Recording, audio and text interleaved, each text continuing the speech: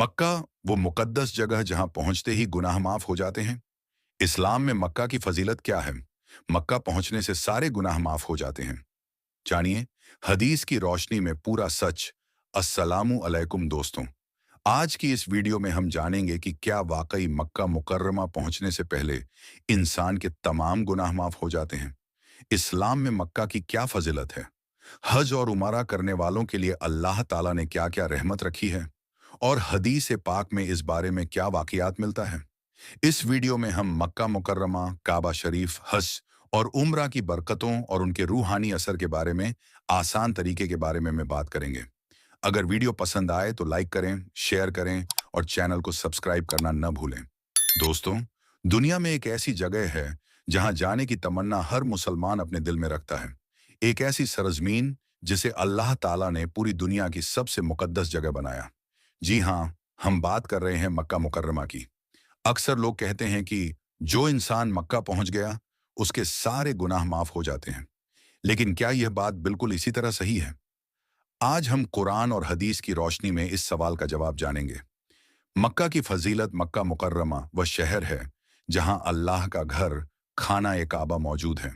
कुरान शरीफ में अल्लाह फरमाता है, बेशक सबसे पहला घर जो लोगों के लिए बनाया गया वह मक्का में है, जो बरकत वाला और सारे जहानों के लिए हिदायत है।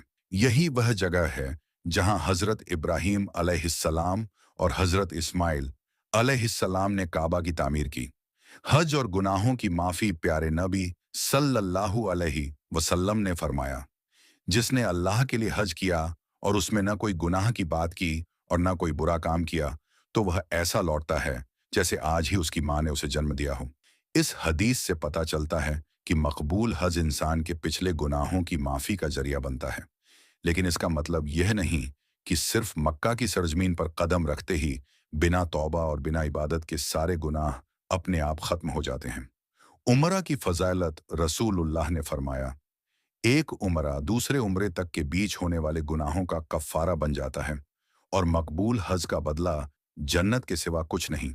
यानी जो इंसान सच्चे दिल से उमरा करता है, अल्लाह उससे छोटी छोटी खताओं को माफ फरमा देता है। मक्का में दुआ की अहमियत। मक्का मुकर्रमा वह जगह है जहां लाखों लोग आंसू बहाकर अपने रब से माफी मांगते हैं। काबा शरीफ को देखकर की गई दुआ, तवाफ, नमाज और तौबा इंसान के दिल को बदल देती है। बहुत से लोग वहां जाकर अपनी पुरानी गलतियां छोड़ देते हैं और नई जिंदगी शुरू करते हैं। एक खूबसूरत वाकया कहा जाता है कि एक गुनाहगार इंसान मक्का पहुंचा। उसने काबा को देखा और रोते हुए अल्लाह से कहा, या अल्लाह, मैं बहुत गुनाहगार हूं, लेकिन तेरी रहमत मेरे गुनाहों से बड़ी है। उसी उम्मीद के साथ उसने तौबा की और अपनी जिंदगी बदल दी। इस्लाम हमें यही सिखाता है कि अल्लाह की रहमत से कभी मायूस नहीं होना चाहिए। एक जरूरी बात दोस्तों, यह याद रखना चाहिए कि गुनाहों की माफी का असली जरिया सच्ची तौबा, ईमान और अल्लाह की रहमत है। हज और उमरा बहुत बड़ी इबादतें हैं, लेकिन उनका मकसद सिर्फ सफर करना नहीं, बल्कि इंसान के दिल और किरदार को बदलना है।